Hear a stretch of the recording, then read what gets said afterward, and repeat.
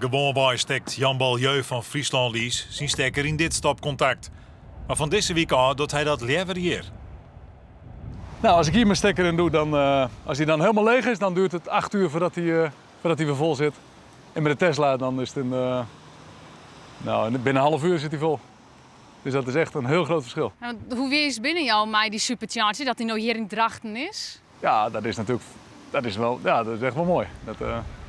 Als ik 's ochtends vroeg naar Amersfoort moet en weer terug en ik moet daarna weer naar Delfzijl, ja, dan moet ik normaal even wachten tot die auto vol is. En nu kan ik langs de Tesla supercharger, als ik daar 10 minuten kwartier sta, dan heb ik weer genoeg. Dus dat is echt wel mooi.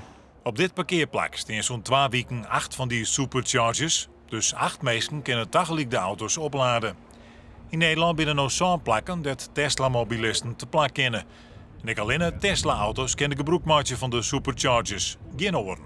Om te beginnen is een supercharger voor onze klanten gratis, dus helemaal volledig kosteloos.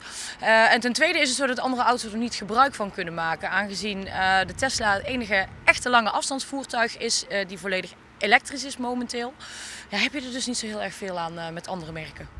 De stopcontacten staan op het parkeerplak van het Van der Valk Hotel.